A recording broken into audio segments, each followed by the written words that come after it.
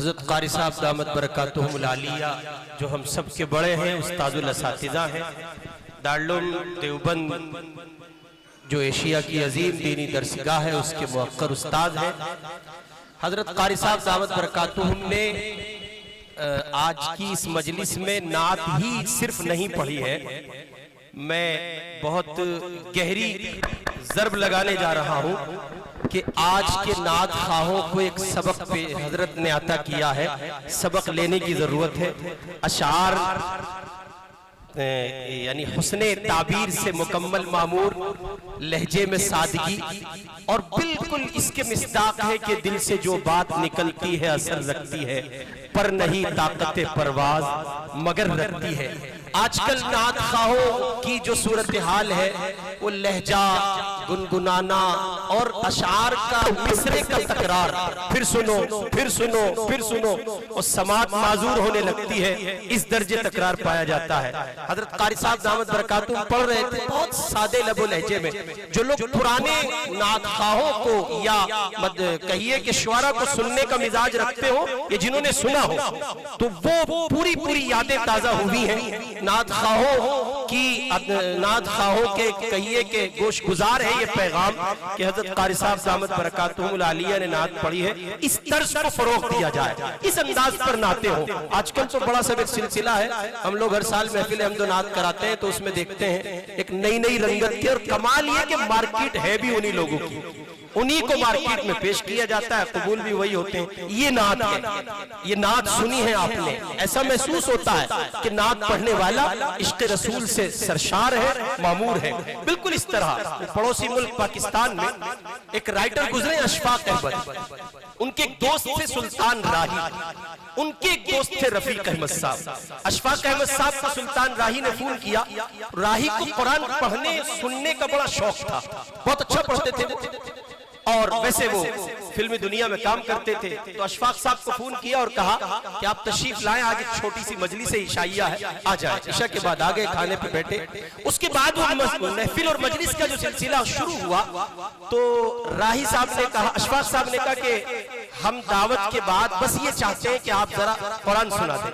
اور وہ قرآن پاک میں سورہ مزمل کی تلاوت بڑی پیاری کرتے تھے۔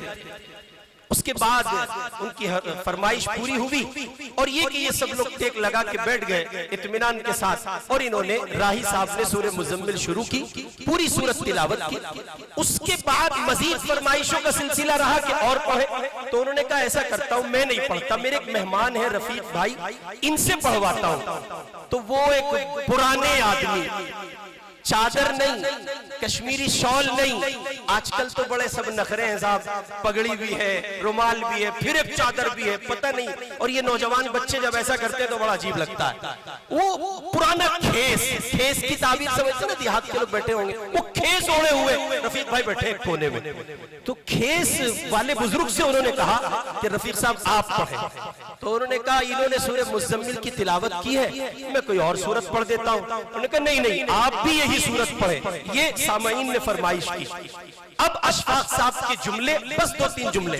اشفاق صاحب نے کہا اس کھیس والے بندے نے کھیس اتار کے الگ رکھا، اس دیہاتی انداز کے آدمی نے، دیہاتی وضاقتہ کے بندے نے کھیس اتار کے الگ رکھا اور سورہ مزمل کی تلاوت کی۔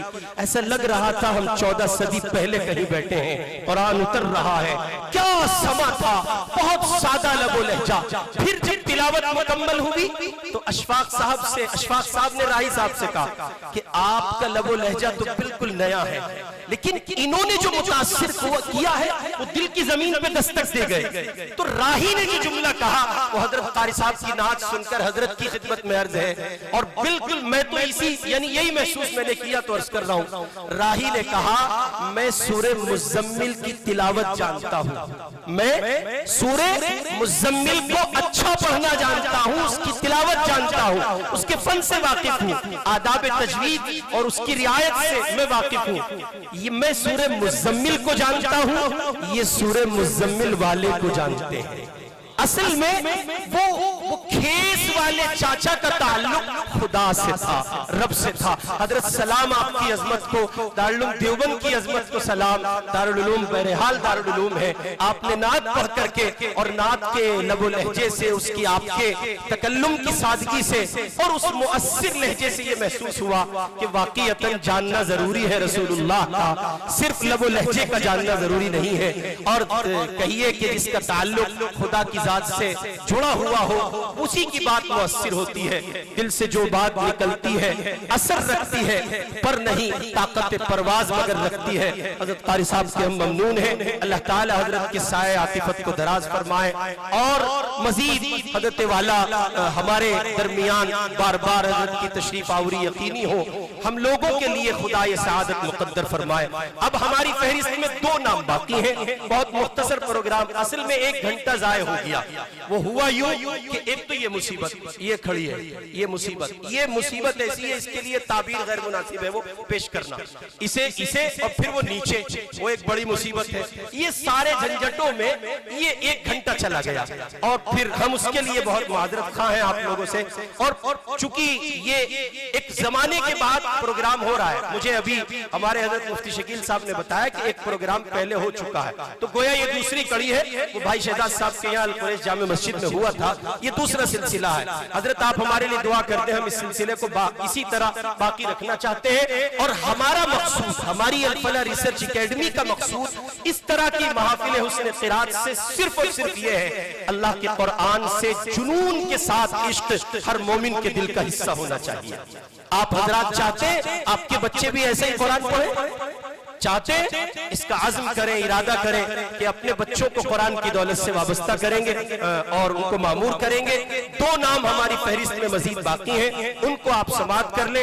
एक तो कारी तैयब जमाल साहब है, वो आखिर में पढ़ेंगे। उनसे कबल कारी अब्दुल बासित साहब देवबंदी हैं, जो हमारे इंतहाई मोहतरम मखदूम गिरामी कदर कारी जुबैर साहब के साहबजादे हैं, वो कासमिया खारी बिजनौर से तशरीफ लाए हैं। ये 2 नाम बाकी हैं। मुफ्ती शहबाज साहब निजाम को आगे चलाएंगे, तवज्जो के साथ सुने और दिल जमई के साथ बेदारी का सबूत दें। अभी मुझे हमारे साथियों में से किसी ने कहा भाई जान नहीं है, सामईन में जान नहीं है। तुमसे कह रहा हूँ, सुन लो यार, तुमसे किससे कह रहा हूँ?